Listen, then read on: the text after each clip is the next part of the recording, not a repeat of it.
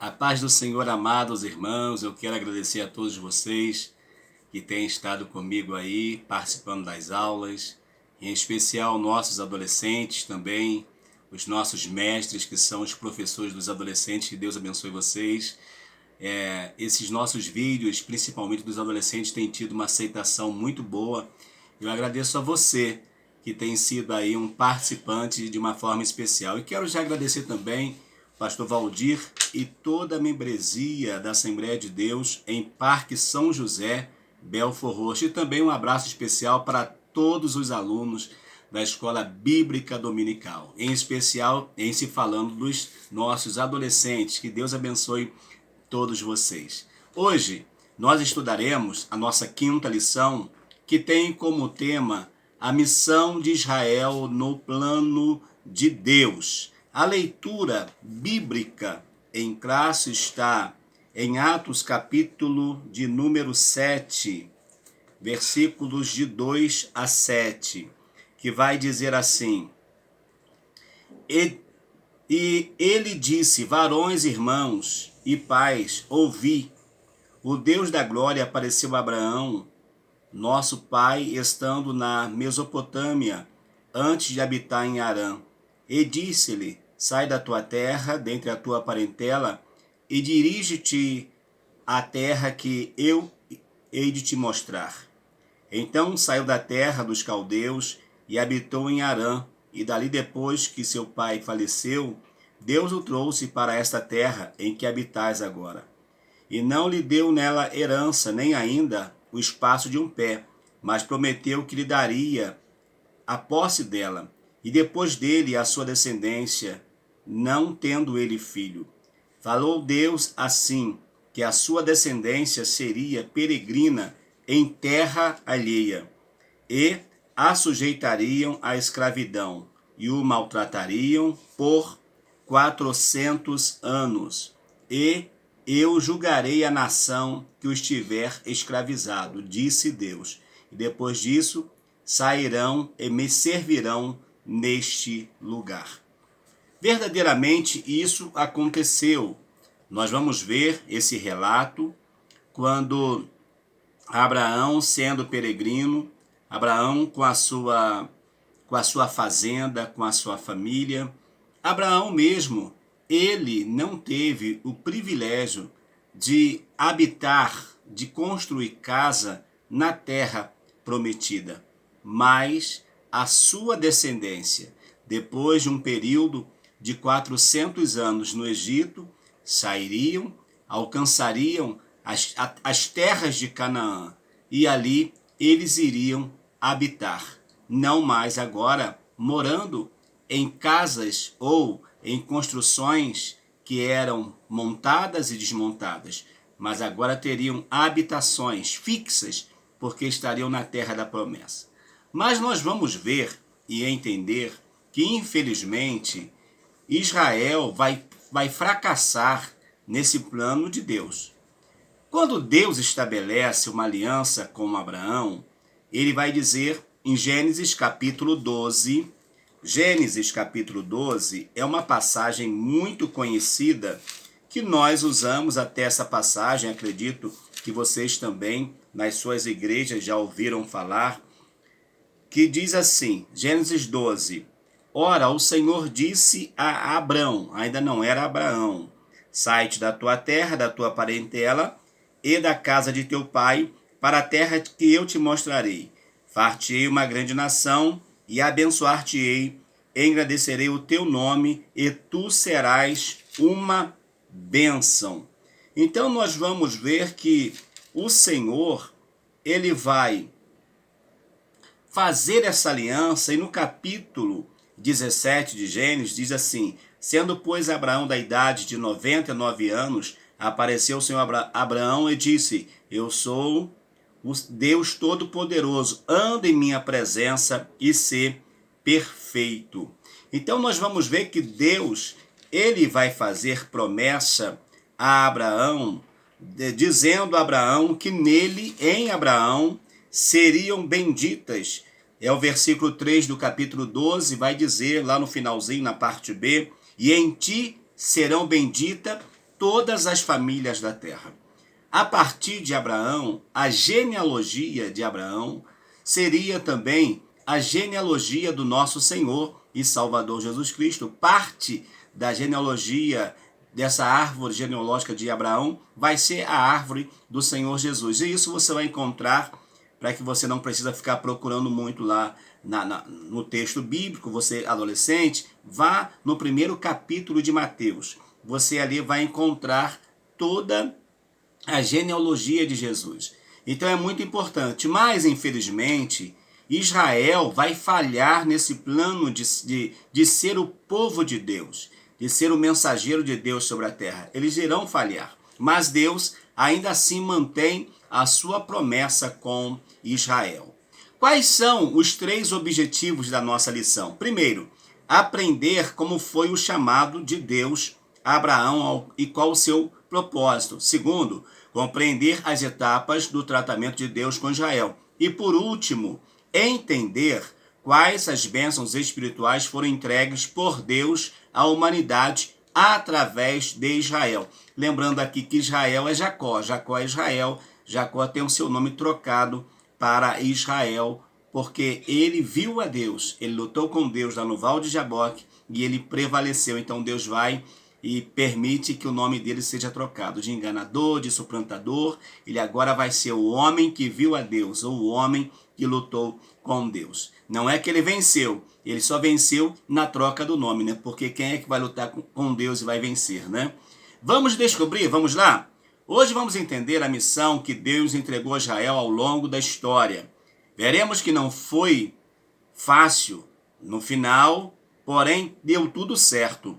O plano de salvação foi concluído e a porta da graça se abriu para todos os povos.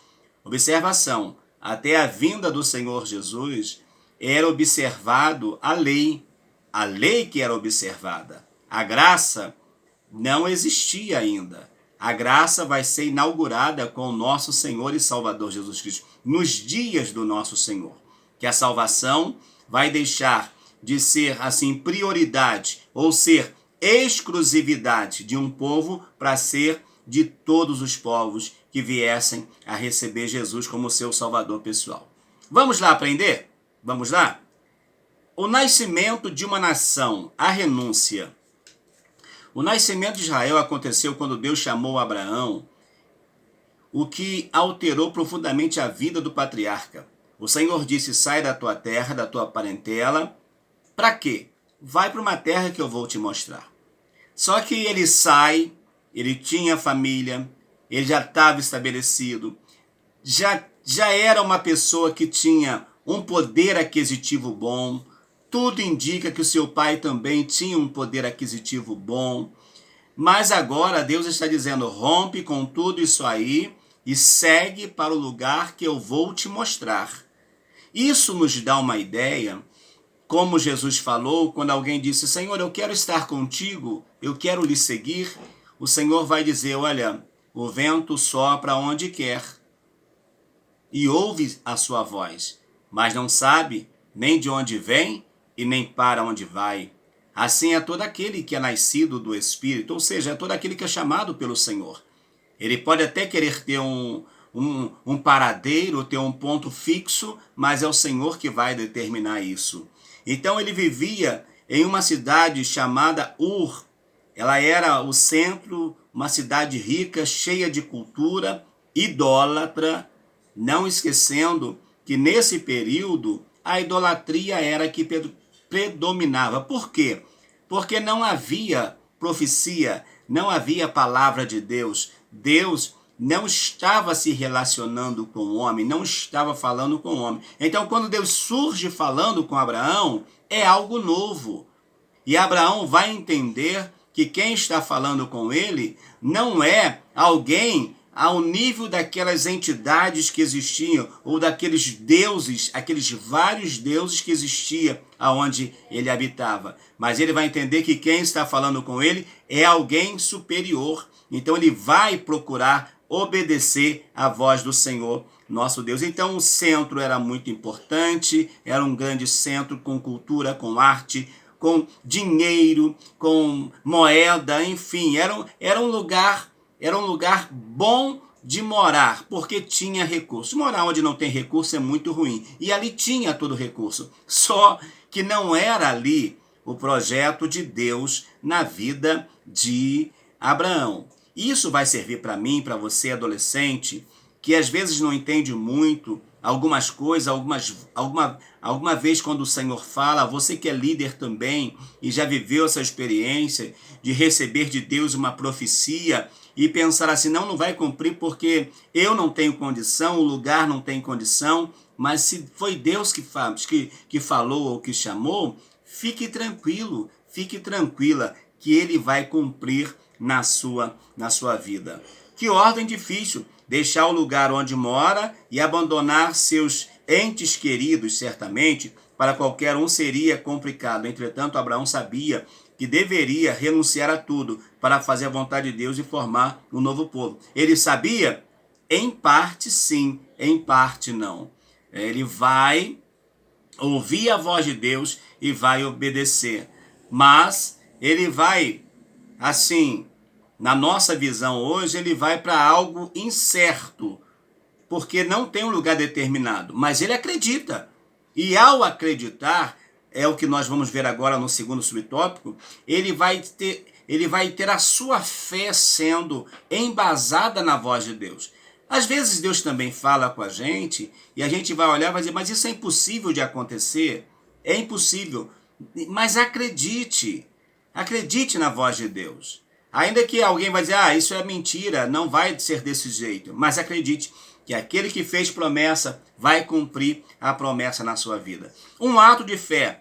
O mais interessante nessa história é que Deus não mostrou nenhum paraíso para Abraão. O Senhor vai tirar Abraão de um lugar onde estava já tudo funcionando, cultura, um centro comercial grande, enfim, e vai falar, olha, eu vou te levar para uma terra, mas não apresenta a terra, não fala onde é, não fala como seria, vai falar depois que as coisas vão, cada momento Deus vai falando com ele, mas a princípio é um lugar que Deus vai mostrar. Deus ainda não tinha mostrado, Deus só havia falado, mas ainda não tinha mostrado. Mas ele obedece e vai. Por isso que Abraão é tido para nós como nosso pai da fé, como escreve lá o escritor aos Hebreus. No 3, uma importante decisão. Abraão partiu renunciando sua origem, a estabilidade e rejeitando todos os deuses estranhos da sua antiga cidade. Ele creu na promessa de que Deus lhe daria um território e um filho. Ele creu mesmo diante do quadro de sua esposa que era estéril. Sara, ou Sarai, ela era estéril, ela não podia engravidar. O interessante é que ele, quando vai gerar também, e ela, quando vai gerar, já estão lá bem avançados de idade. Ele perto dos 100 anos e ela perto dos 90 anos. Então nós vamos ver o quê? Aos olhos humanos, muito difícil da promessa se cumprir. Mas eu volto lá. Se foi Deus que prometeu, acredite que vai cumprir no tempo do Senhor nosso Deus. Quantas vezes as pessoas compreendem qual é a vontade de Deus e assim recebe uma promessa do Senhor, mas não obedece. Sabe que é Deus que está falando, mas mesmo assim não obedecem à voz do Senhor nosso Deus. O estabelecimento de Israel, Egito, um lugar de multiplicação. O Senhor fez nascer a Isaque, filho da promessa.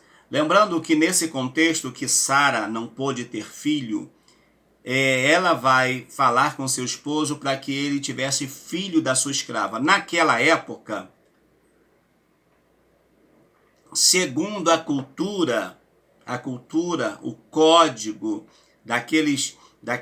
o código daquelas nações, podia, se a mulher, a esposa não engravidasse, ela podia ter filho pela escrava. Então ela vai entender isso, olhar a sua idade, e ela vai ver que ela, por ela mesma, no seu natural, não podia ter filho. Então ela vai dar a Agar para ser aquela que iria gerar por ela. Então Agar tem um filho chamado Ismael com Abraão, antes que o filho da promessa, o Isaac, ele nascesse. Quando Isaac completou 60 anos de idade, sua esposa Rebeca gerou filhos gêmeos, Esaú e Jacó. Tá vendo? Nós vemos também que Rebeca custou gerar, já gerou com 60 anos. 60 anos hoje já não é uma idade normal para uma mulher gerar. Imagine naquela época, com aquelas dificuldades todas. Mas por quê? Também tinha dificuldade. Era estéril e por isso que não gerava, até que Deus abriu a madre de Rebeca. Então ela tem gêmeos. Ela tem Esaú e Jacó. Quem nasce primeiro? Esaú. E Jacó nasce segurando o pé. Quando Esaú sai, Jacó sai atrás segurando o pé, dizendo, não quero ficar para trás nem por nada. E a partir daí vai ter uma disputa, eles vão disputar, eles vão crescendo, um gosta de caça, outro gosta de ficar em casa, o que vai caçar é mais assim querido do pai, e o que fica em casa é mais querido da mãe, a mãe vai ensinar a lei, vai conversar sobre as coisas de Deus.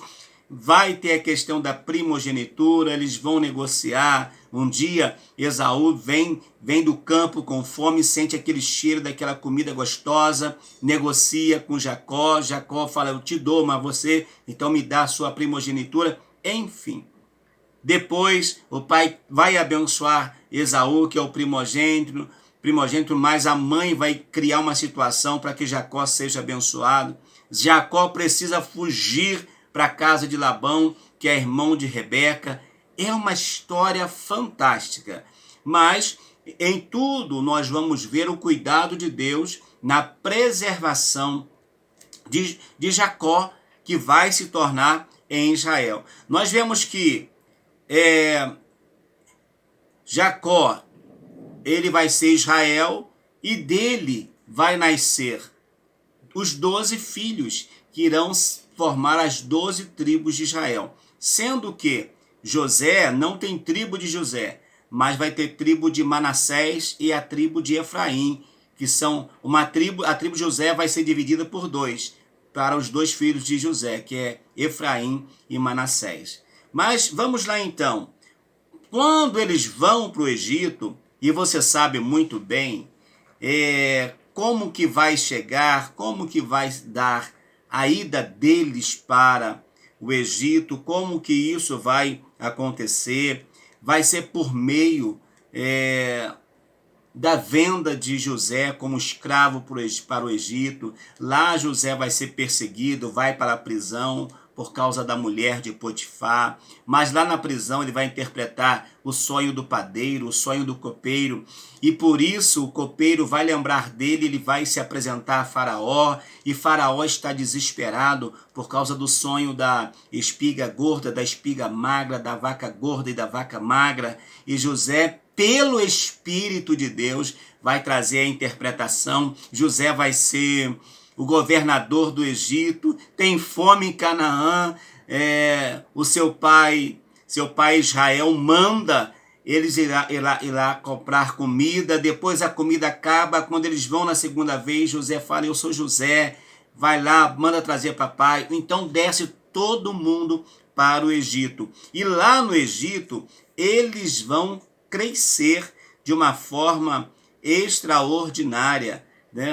Lá no Egito, eles vão multiplicar a ponto de sair milhões de pessoas quando eles saem do Egito devido à morte dos primogênitos. A multiplicação foi muito grande, pois na época do Êxodo já existiam milhões de hebreus no Egito. Essa multidão de pessoas foi libertada da escravidão pelo poder de Deus e conduzida por Moisés para o deserto rumo à terra prometida. Então, na questão lá do Egito, vai surgir Moisés, né? Vai surgir Arão, vai surgir Miriam, que são personagens assim importantes lá no Egito. Vão surgir esses personagens. Moisés vai ser de uma forma especial quando nasce. Miriam vai cuidar dele, vai colocar ele no rio, vai observar o que está acontecendo com ele, a ponto de a filha de Faraó encontrá-lo. Ela diz, não, eu tenho alguém, vou procurar alguém para amamentar. a própria mãe vai amamentar o seu filho,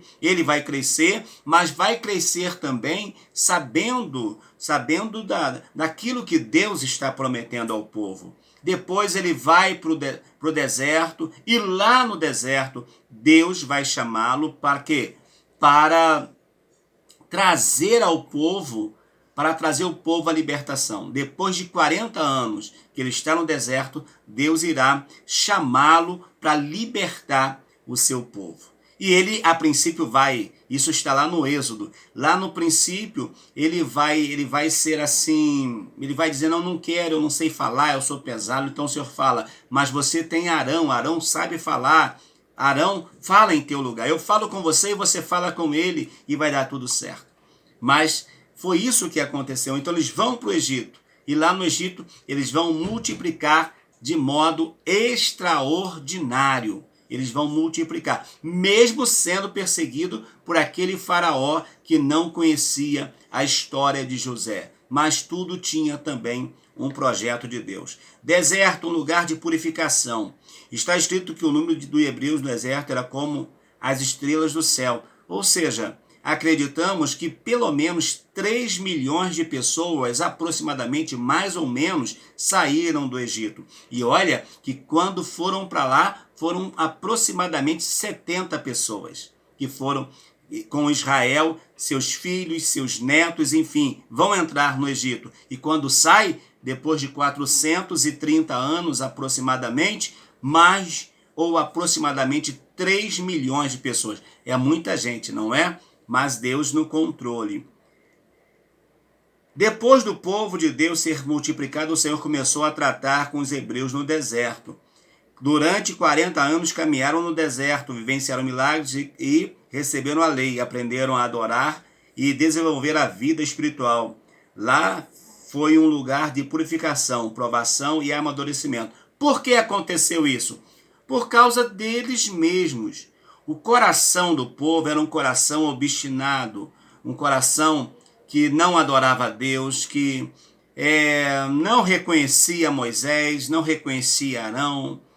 Quando os espias olham a terra prometida, tinham tudo para entrar logo de imediato, mas eles, com exceção de Josué e Caleb, os outros 10 representantes das tribos, falaram, não, vai ser impossível, não tem como. Por isso que eles então vão caminhar, vão estar 40 anos no deserto e não conseguiam enxergar o caminho para entrar em Jericó. Por quê?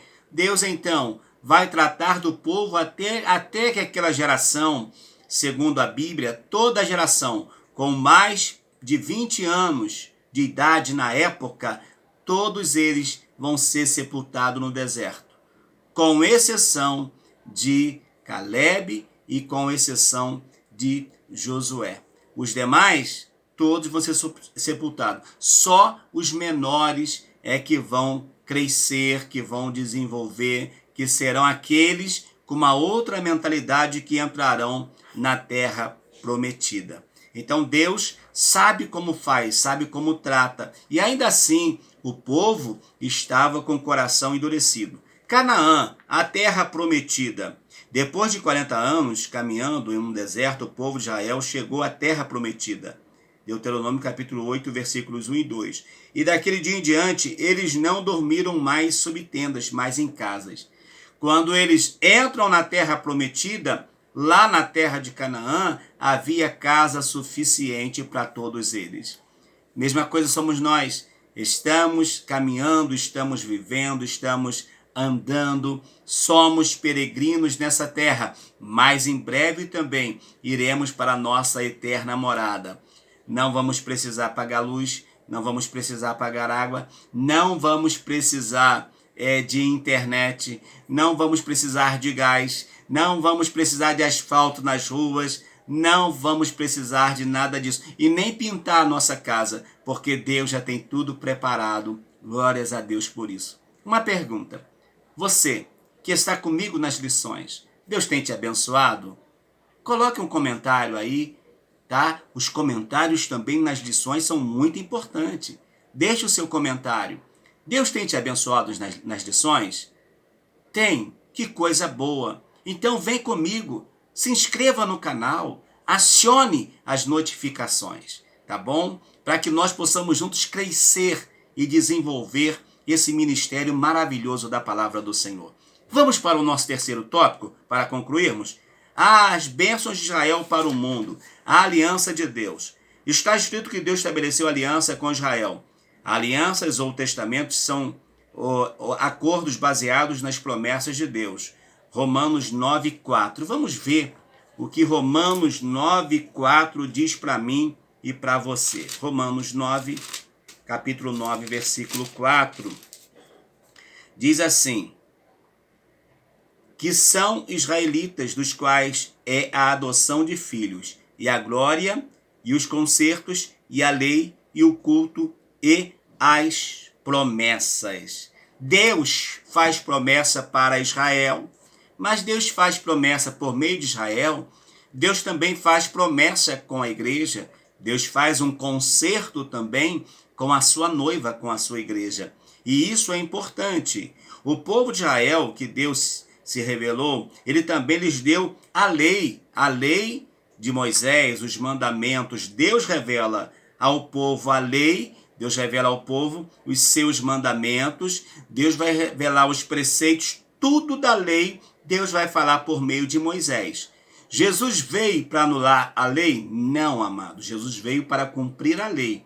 Inclusive, o Senhor Jesus vai dizer que dele está escrito sobre ele na lei, nos profetas e nos salmos. Então, Jesus não veio para anular, mas ele veio para cumprir tudo o que estava determinado.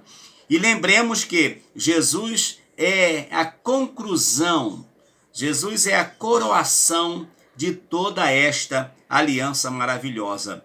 Deus levantou profetas para falar com o povo, para chamar a atenção do povo, para despertar o povo, para corrigir o povo e também quando ele queria trazer uma palavra de ânimo e esperança. Deus usou profetas nesse período, tanto profetas antes do exílio, profetas durante o exílio e profetas depois do exílio babilônico.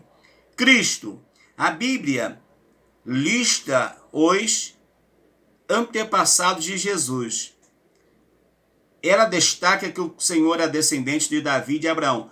Por favor, leia depois todo o capítulo 1 de Mateus, vai ser muito importante. Por quê? Porque ser descendente deles era uma das características do Messias, porque Jesus precisava vir. Vocês lembram lá que eu disse no início da lição, lá em Gênesis capítulo 12, versículo 3, a parte B, que em ti serão benditas todas as famílias da terra? Como? Todas as famílias seriam benditas em um homem carnal como nós? Seria impossível. Esta bênção só foi possível por meio de quem? Do nosso Senhor e Salvador Jesus Cristo. Jesus vai ser a coroação desta promessa. Jesus vai ser de todos os que são importantes na linhagem abraâmica. Jesus não vai ser só o mais importante, mas Jesus vai ser o principal na linhagem abraâmica. E por meio dele que a salvação chegou até nós, né? Então nós vamos ver essa importância. A linhagem hebraica, portanto, foi o fio condutor que trouxe uma grande luz ao mundo. Achei isso aqui interessante, né? A linhagem de Abraão foi o fio condutor. Ou seja, para que uma lâmpada como esta que está ligada, ela possa de fato estar refletindo, não basta ter a lâmpada no bocal, precisa que tenha o fio condutor. Então, havia uma promessa lá em Gênesis 3,15, havia, mas agora precisava que essa promessa fosse passada, ela fosse seguindo, esse fio passasse. E esse fio passa por Abraão e chega até Jesus. Jesus, ele mesmo, né, vai ser descrito como a luz do mundo. E a luz habitou nas trevas e vimos a sua glória como a glória do unigênito do Pai, cheio de graça e de verdade. Uma pergunta: você está feliz de ter encontrado essa luz? Eu acredito que sim, porque eu também estou. Olha, se você é adolescente e está assistindo essa lição, então eu vou te dar uma notícia. Eu me batizei quando eu tinha 14 anos de idade. Olha, tenha tempo, hein? Tenha tempo isso. Então, só para você ter uma idade. Não me arrependo, não me arrependo. Fiz e graças a Deus que até hoje estou feliz de estar servindo o Senhor. Vamos à conclusão da nossa lição? O povo de Israel foi escolhido por Deus para ser seu. Ele sempre foi fiel à sua aliança com os hebreus, demonstrando misericórdia, amor e perdão ao longo dos séculos. E Deus sempre esteve com eles, cumprindo suas promessas e seus propósitos. A nação de Israel cresceu ao longo do tempo, enfrentando muitas batalhas físicas e espirituais. E não era para menos, pois o Salvador do mundo veio de Israel, tá certo? O Salvador vai vir da linhagem Israel, Judá, aí pega Jessé, Davi e até chegar no nosso Senhor e Salvador Jesus Cristo. Espero, sinceramente, que essa lição tenha tocado o seu coração. E semana que vem nós estudaremos sobre o seguinte tema, na lição 6, o nascimento que mudou a história. Você sabe de quem é? É dele mesmo, do nosso Senhor e Salvador Jesus Cristo. Obrigado a você que esteve comigo estudando essa lição. Muito obrigado. Que a bênção de Deus esteja sobre você, sobre a sua classe da escola dominical, sobre a sua igreja, e que seus alunos, e você que é aluno, possa crescer cada dia mais na presença do Senhor. Eu sou o pastor Valmir Ribeiro e lhe aguardo na nossa próxima lição. E não esqueça, dá o seu joinha em nome de Jesus. Um abraço.